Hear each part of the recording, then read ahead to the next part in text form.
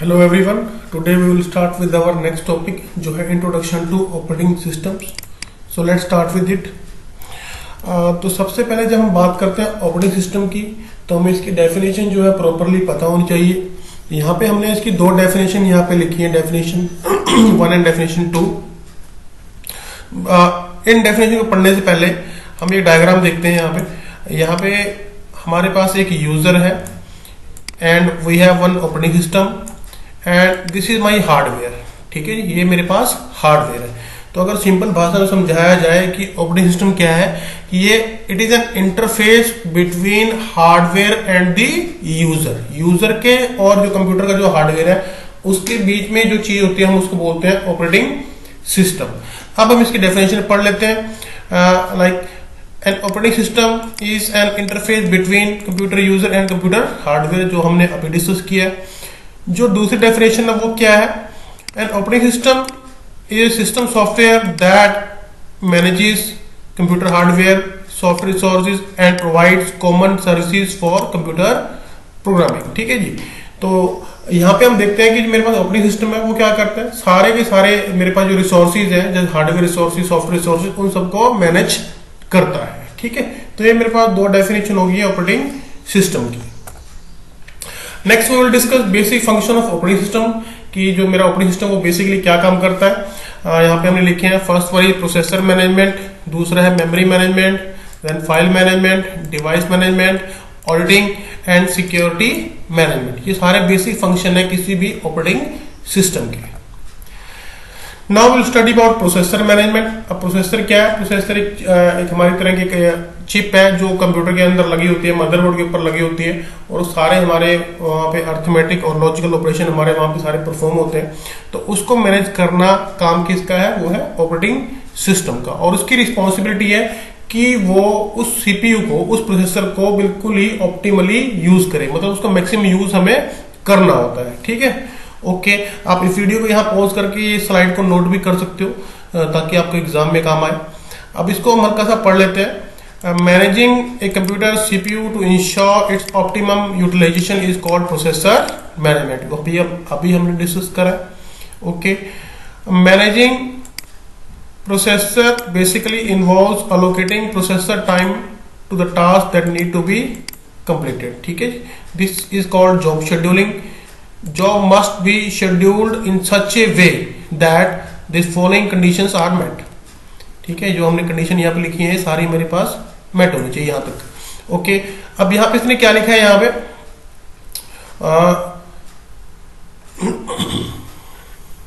Managing processor basically, हम यहाँ दोबारा पढ़ते हैं इसको एक बार, इस लाइन को। Managing processor basically involves allocating processor time to the task that need to be completed.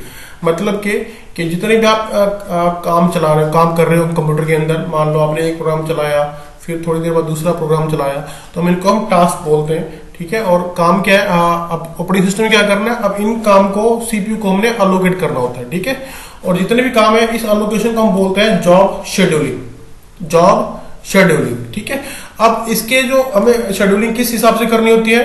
Like first one यहाँ पे हमने पॉइंट लिखा है that there is maximum utilization of CPU. CPU हमारा पूरी तरह यूज होना चाहिए। Second is turn around time, that is time required to complete job is minimum. काम करने में कम से कम समय लगना चाहिए। वेटिंग टाइम इज मिनिमम, हमें वेट कम से कम करना पड़े। Okay, next is job gets the fastest possible response time, मतलब हर चीज हमारी बड़ी फास्ट होनी चाहिए। Next is maximum throughput is achieved where throughput is the average time taken to complete इस टास्क। ठीक है जी, तो मैक्सिमम थ्रूपुट हमें मिलनी चाहिए, मतलब हमारे जो काम करने की जो एफिशिएंसी है वो हमारी बहुत अच्छी होनी चाहिए। नेक्स्ट हम बात करते हैं मेमोरी मैनेजमेंट की। ठीक है, तो हमने यहाँ पे बहुत डिटेल में यहाँ पे लिखा है, मैं इसको बेसिकली आपको समझा देता हूँ क्या है। अब मेरे पास मेमोरी है कंप्यूटर के अंदर, वो यूजली दो टाइप की होती है, एक प्राइमरी मेमोरी और दूसरी है सेकेंडरी मेमोरी। प्राइमरी मेमोरी के अंदर क्या आता है मेरे पास आती है रैम। ठीक है, और रोम आ गई, रैम आ गई, ये मेरे पास प्राइमरी मेमोरी, और कैश मेमोरी भी इसी के अंदर होती है। दूसरी आती है मेरे पास सेकेंडरी मेमोरी। ठीक है, इसके अंदर मेरे पास क्या क्या है? मेरे पास हार्ड डिस्क है, सीडी है, फ्लॉपी है, टेप ड्राइव है, बहुत कुछ, पेन ड्राइव, वो सारी आपकी सेकेंडरी मेमोरी होती है। तो इन मेमोरीज को मैनेज करने का काम भी किसका है, वो है ऑपरेटिंग सिस्टम का। ठीक है जी।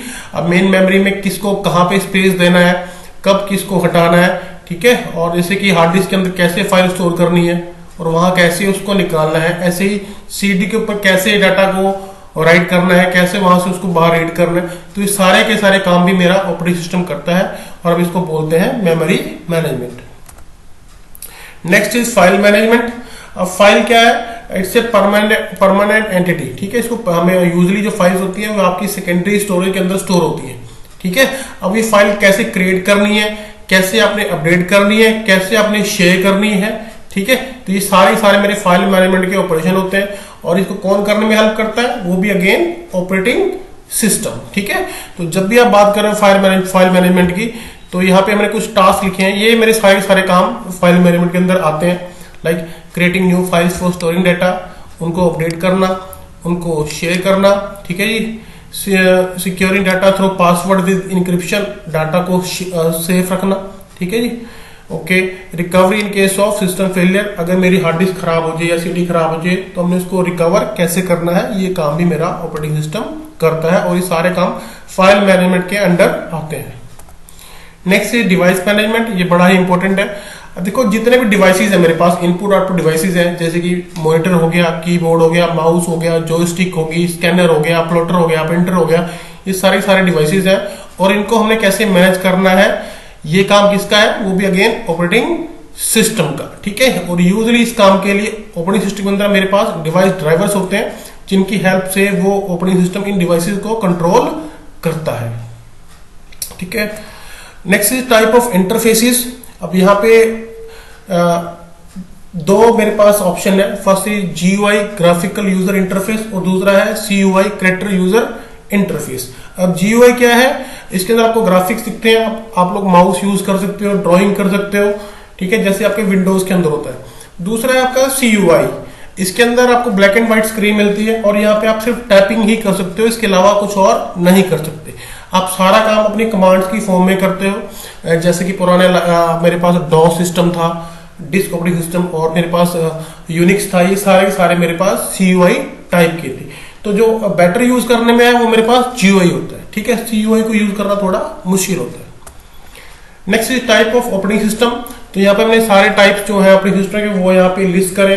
Like first one is batch operating system, next is time sharing and multitasking operating system, then is distributed operating system, then is network operating system, then is real time operating system and last one is multi programming operating system। तो इनके बारे में हम हल्का basic सा पढ़ लेते हैं। Like first one is my batch operating system. अब बैच के अंदर क्या है कि जो यूजर होता है वो एक तरह की जॉब्स का एक बैच बना लेता है। ठीक है, और देन उनको सबमिट करता है ऑपरेटिंग सिस्टम के पास। ठीक है, और फिर OS उनको एग्जीक्यूट करता है। आज की डेट में बैच ऑपरेटिंग सिस्टम बहुत ही कम यूज होते हैं, बिकॉज हमारे पास बहुत ही एडवांस सिस्टम आ गया है, हमें इतनी यूजर की हेल्प की रिक्वायरमेंट नहीं होती, कंप्यूटर सारे काम खुद ही कर लेता है। ठीक है, next one is time sharing operating system. अब टाइम शेयरिंग में क्या है कि जो मेरे पास CPU मान लो एक ही है, हम क्या करते हैं हर एक यूजर को थोड़ा टाइम दे देते हैं भी अपना काम करने के लिए। ठीक है, मान लो कि भाई 1 सेकंड के लिए एक यूजर काम करेगा, दूसरे सेकंड के लिए दूसरा यूजर काम करेगा, थर्ड सेकंड के लिए तीसरा यूजर काम करेगा। तो इस अरेंजमेंट को बोलते हैं टाइम शेयरिंग ऑपरेटिंग सिस्टम। ठीक है, और इससे हमारी होती क्या, हमारी थ्रूपुट बढ़ जाती है, हमारी काम करने की एफिशिएंसी बढ़ जाती है और हमारी जो CPU की यूटिलाइजेशन है वो बहुत अच्छे से होती है। और जो आपकी मल्टीटास्किंग है वो भी टाइम शेयरिंग के कंसेप्ट के ऊपर ही बेस्ड होती है। Next is real time OS। अब रियल टाइम OS के ऊपर अब यूजली क्वेश्चन आ जाता है कि होता क्या है, अगर कोई ऑपरेटिंग सिस्टम किसी भी काम को एक पर्टिकुलर टाइम के अंदर खत्म करने की काबिलियत रखता है तो हम उसे बोलते हैं रियल टाइम ऑपरेटिंग सिस्टम। कि भैया इतना ही टाइम लगेगा, इससे ज्यादा कभी भी टाइम आपको नहीं लगेगा किसी भी काम करने के लिए, तो हम उसको बोलते हैं real time OS। Okay, then next is मेरे पास डिस्ट्रीब्यूटेड OS। अब इसके अंदर क्या है कि मेरा जो ऑपरेटिंग सिस्टम हो एक ही जगह पे नहीं होता, वो काफी जगह पे होता है। मान लो कि एक कंप्यूटर एक सर्वर मैंने इंडिया में लगा दिया, एक अमेरिका में लगा दिया, ठीक है जी, एक ऑस्ट्रेलिया में लगा दिया, और वो सारे एक दूसरे से मिलके काम करते हैं, तो हम इसको बोलते हैं डिस्ट्रीब्यूटेड ऑपरेटिंग सिस्टम। इसका ही एक भाई है, उसको बोलते हैं नेटवर्क ऑपरेटिंग सिस्टम। उसके अंदर क्या है कि कंप्यूटर नेटवर्क बना देते हैं और उनके ऊपर हम सिस्टम्स लगा देते हैं, ठीक है, और उनका जो ओएस होता है वो कॉमन होता है, फाइन। और वहां पे वो क्या करता है, अपना हमारी कंप्यूटेशन को इजीली सॉल्व करता है, और हमारी वहां पे भी अगेन हमारी थ्रूपुट हमारी बढ़ जाती है। बट जो नेटवर्क ऑपरेटिंग सिस्टम है वो यूजली हमारा टाइटली कपल्ड होता है, मतलब वो एक दूसरे से टाइटली इंटीग्रेटेड होता है। Next is popular operating systems. यहाँ पे हमने लिस्ट लिखी है, जैसे कि विंडोज, आपको सबसे पता है सबसे पॉपुलर जो ऑपरेटिंग सिस्टम है वो मेरे पास विंडोज है। Then is Linux. अब लाइनेक्स हमारे पास एक फ्रीवेयर है, मतलब हमें फ्री में अवेलेबल है, जबकि विंडोज आपका पेड है, ठीक है। अब एक लाइनेक्स का एक वर्जन आया था हमारे पास, बॉस, ठीक है, जो किसी ने बनाया था, इंडिया की तरफ से वो बनाया गया था, भारत ऑपरेटिंग सिस्टम सॉल्यूशन उसको बोलते हैं, क्लियर ये, ओके।